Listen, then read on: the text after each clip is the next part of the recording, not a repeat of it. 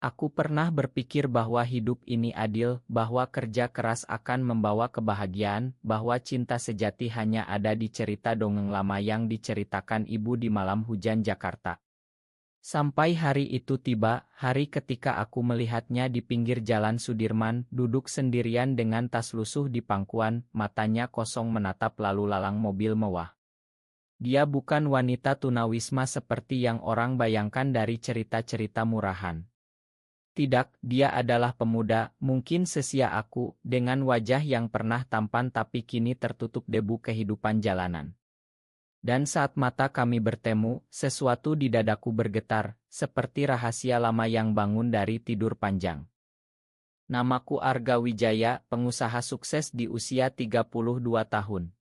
Kantorku di gedung tinggi SCB, penuh karyawan yang hormat memanggilku Pak Arga. Aku punya segalanya, mobil sport, apartemen penthouse, liburan ke Bali setiap akhir pekan. Tapi di malam-malam sepi aku merasa hampa. Aku tahu rahasiaku sendiri yang kutanam dalam-dalam sejak remaja di Bandung.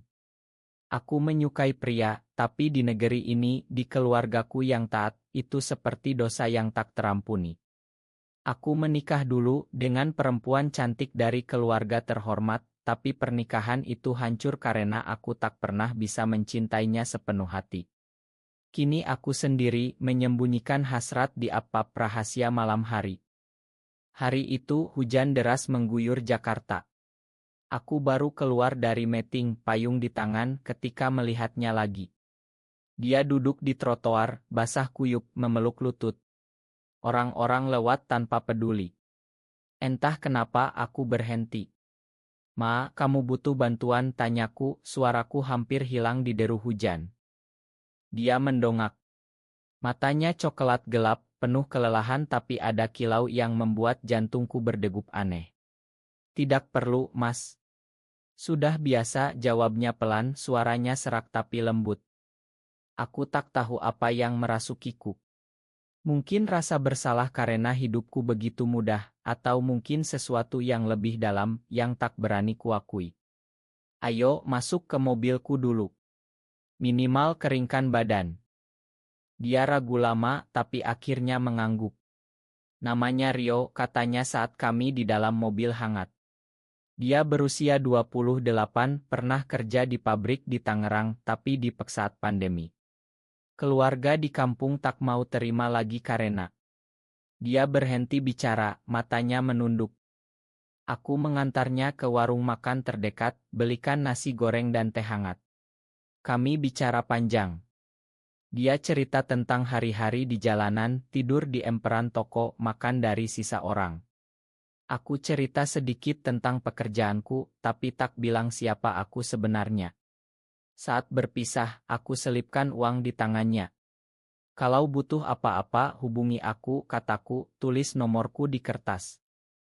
Malam itu aku tak bisa tidur. Bayangannya terus muncul.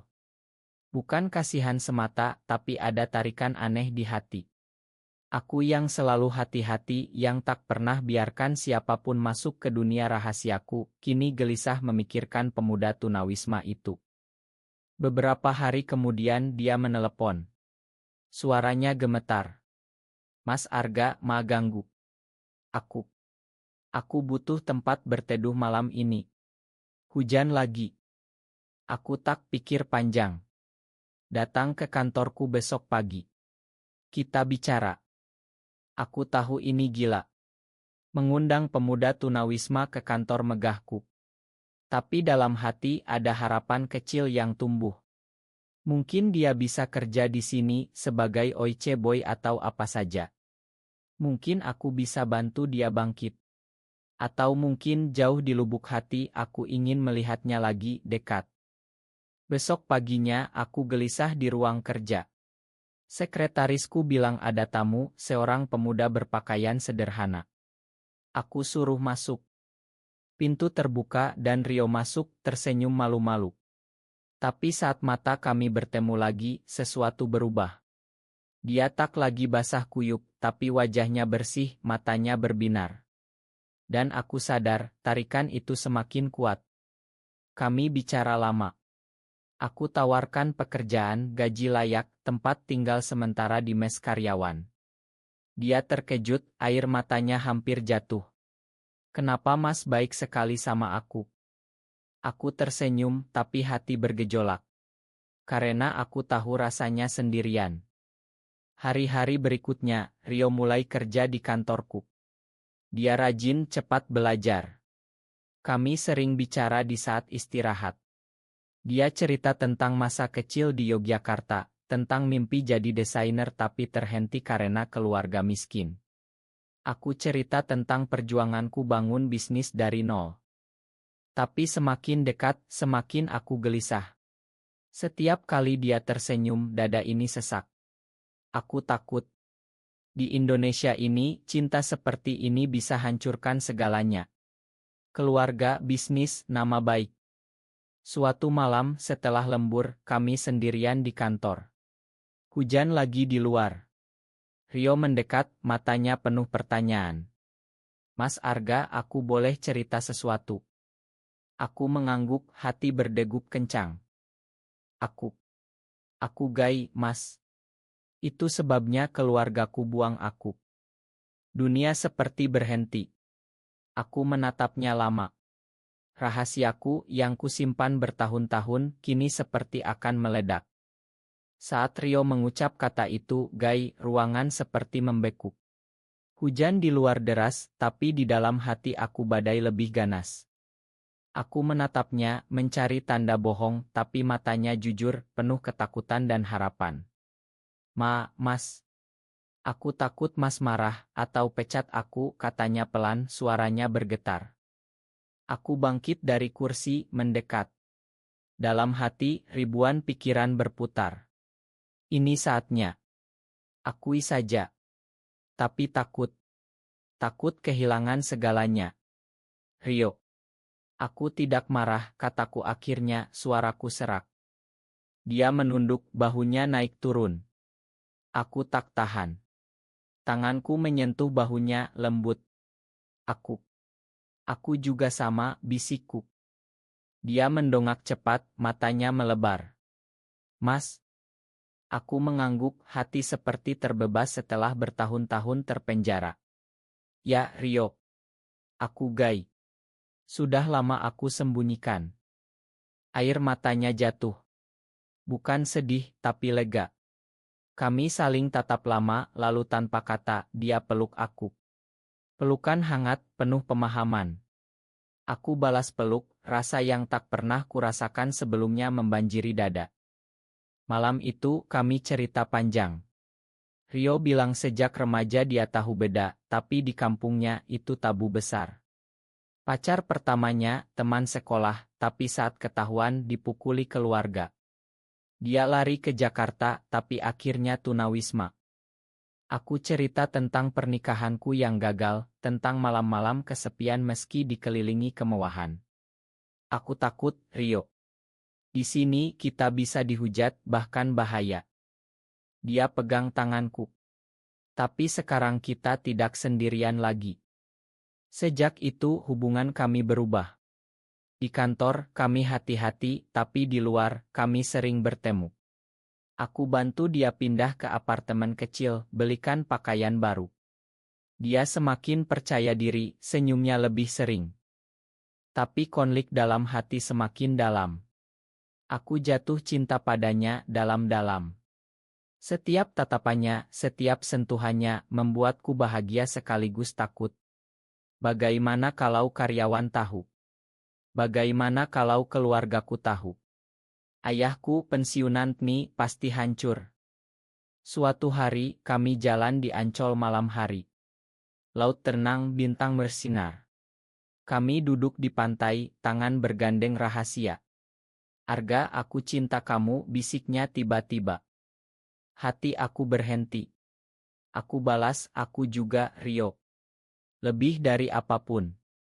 Kami cium untuk pertama kali, lembut, penuh rasa. Dunia seperti milik kami berdua. Tapi kebahagiaan itu rapuh. Beberapa minggu kemudian ada rumor di kantor. Seseorang melihat kami keluar bersama malam-malam. Sekretarisku tanya aneh-aneh. Aku gelisah. Dalam hati, perang batin. Lindungi Rio atau lindungi bisnis? Rio juga merasakan. Arga, kalau ini bahaya buat kamu, aku mundur saja. Tidak. Aku tak mau kehilangan kamu. Tapi tekanan semakin besar.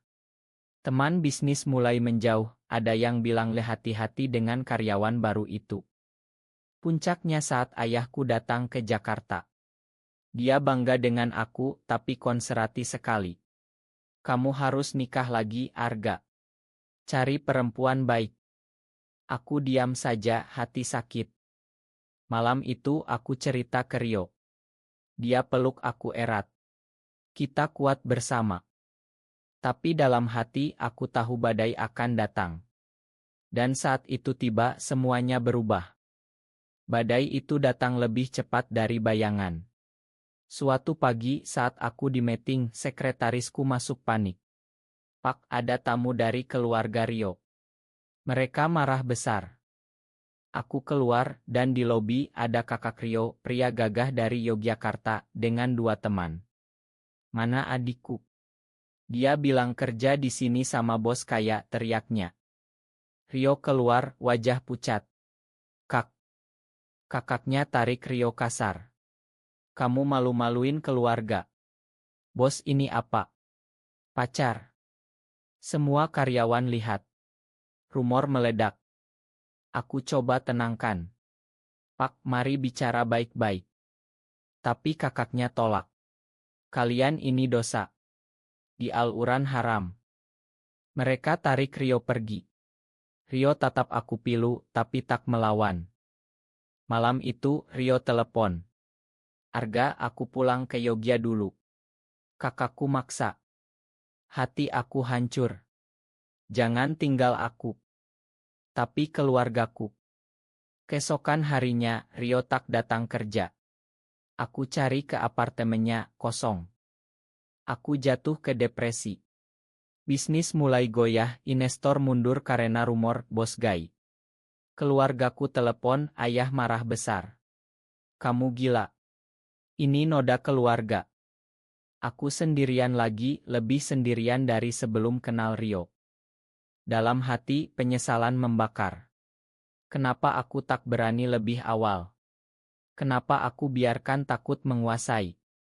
Beberapa bulan berlalu. Aku coba lupakan, tapi tak bisa. Bayangan Rio terus hantui. Lalu, suatu hari, surat datang. Dari Rio. Arga, aku di Yogya. Keluargaku paksa nikah dengan perempuan. Aku tolak, mereka marah. Aku lari lagi. Sekarang di Bali, kerja kecil. Aku rindu kamu. Aku langsung terbang ke Bali. Cari dia di tempat yang dia tulis, warung kecil di Kuta. Saat ketemu, dia kurus, tapi matanya berbinar. Kami peluk erat di belakang warung. Ma, aku pergi, bisiknya. Aku yang salah, tak lindungi kamu. Kami bicara panjang. Dia cerita perjuangan di Yogya, dipaksa sembuh dengan ruyah, tapi dia teguh. Aku tak bisa bohong lagi, Arga. Kami putuskan mulai baru di Bali. Aku jual sebagian saham bisnis, pindah ke sana. Buka usaha kecil, ilah untuk turis. Hidup sederhana, tapi bahagia. Kami bersama, rahasia tapi penuh cinta. Tapi konflik belum selesai. Kakak Rio cari tahu, datang ke Bali dengan keluarga. Kembalikan adikku. Pertengkaran hebat. Mereka hujat kami, bilang kami neraka. Rio menangis. Aku pilih Arga, Kak. Keluarga pergi, putus hubungan. Hati Rio pilu. Aku kehilangan keluarga karena cinta ini. Aku peluk dia. Kita keluarga baru sekarang. Tapi dalam hati aku, rasa bersalah. Apakah aku egois? Di Bali, kami coba bangun hidup baru. Pagi-pagi, kami jalan di pantai Sanur, tangan bergandeng saat sepi. Rio semakin bahagia, dia belajar desain lagi, bantu aku urus Ila. Cinta kami semakin dalam. Malam-malam kami bicara tentang mimpi, tentang masa depan. Suatu hari kita adopsi anak mungkin, kata Rio Sometime, meski tahu sulit di sini. Tapi bayang masa lalu tak hilang. Bisnisku di Jakarta runtuh total, teman lama menjauh. Aku terima asal ada Rio. Lalu pengkhianatan datang dari tempat tak terduga. Sekretaris lamaku yang aku percaya jual cerita ke media gosip. Oto kami di Bali bocor, headline pengusaha kaya skandal dengan tunawisma pria. Indonesia heboh. Media sosial penuh hujatan. Dosa besar. Neraka menanti. Keluargaku akhirnya tahu. Ayah telepon, suaranya dingin. Kamu bukan anakku lagi. Hati aku remuk. Rio peluk aku saat aku menangis.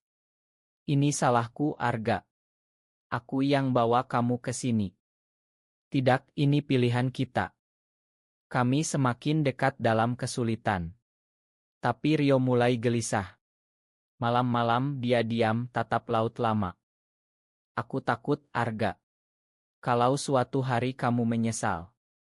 Aku tak pernah menyesal cinta kamu. Tapi konflik dalam semakin ganas. Rio mulai minum, cerita tentang penyesalan kehilangan keluarga. Suatu malam dia hilang. Aku cari panik, akhirnya temukan di bar, mabuk dengan pria lain. Hati aku hancur. Kenapa, Rio? Dia menangis. Aku takut kehilangan kamu, jadi aku tes. Ma. Pengkhianatan itu sakit, tapi aku makan. Kita lewati bersama. Tapi luka tetap ada. Kepercayaan retak.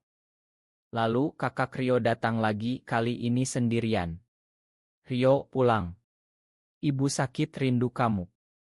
Rio goyah. Arga, aku harus lihat ibu.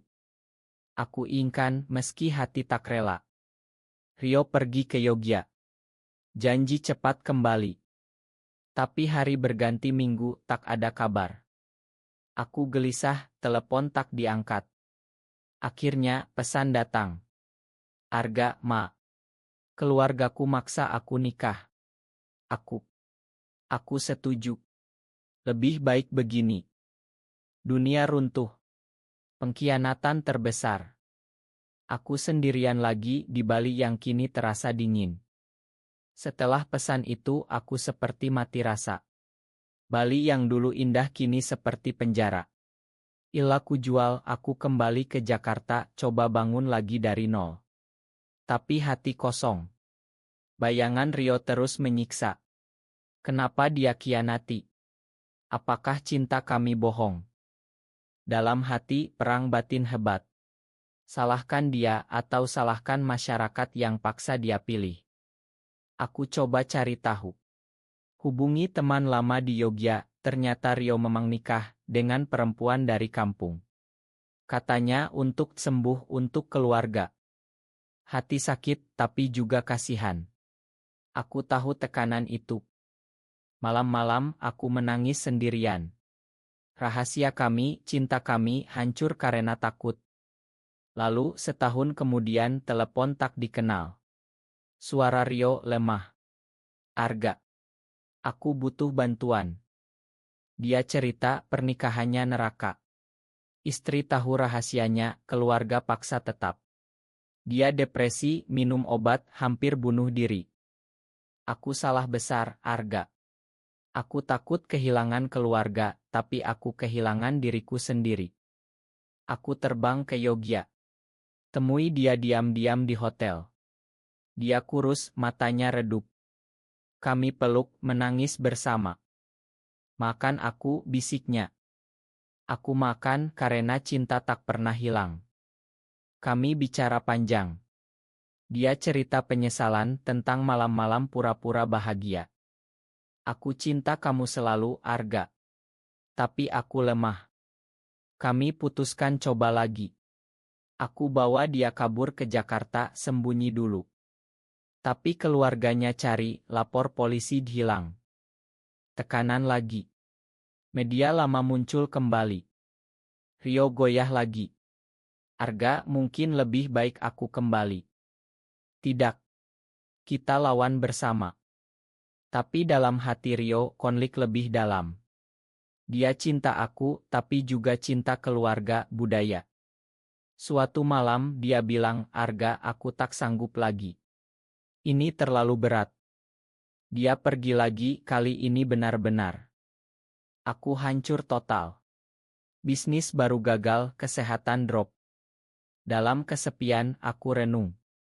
Cinta seperti ini, di negeri ini, seperti mimpi indah yang selalu berakhir tragis. Tapi di lubuk hati, aku tak menyesal kenal dia. Dia ajarkan aku berani cinta sejati. Bertahun-tahun berlalu. Aku bangun lagi, bisnis kecil tapi stabil. Tak lagi kaya raya, tapi damai. Aku terima diriku meski masih rahasia. Lalu, suatu hari di Kai Jakarta, aku lihat dia. Rio duduk sendirian, lebih tua, tapi masih tampan. Mata kami bertemu. Dia tersenyum pilu. Kami bicara. Dia cerita pernikahannya bubar setelah punya anak. Kini dia sendiri, terima dirinya, kerja di membantu kaum marginal, termasuk lebih sembunyi. Aku menyesal, Arga. Pengkhianatan itu karena takut. Aku pegang tangannya. Aku paham. Kita sama-sama korban. Kami tak kembali bersama, tapi jadi teman. Sering bicara, saling dukung. Rio bilang kita tak bisa bersama seperti dulu, tapi cinta itu tetap ada di hati. Aku setuju. Cinta kami, meski tragis, ajarkan banyak.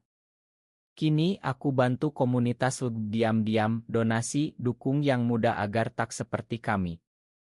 Di Indonesia ini perubahan pelan. Tapi ada harapan. Cinta sejati, meski tak selalu happy ending, tetap indah karena keberanian merasakannya. Aku pernah hidup tak adil, tapi kini aku tahu, cinta seperti ini, meski penuh luka, membuat kita lebih manusiawi. Dan saat melihat Rio tersenyum dari jauh, hati aku tenang. Kami selamat, meski terpisah.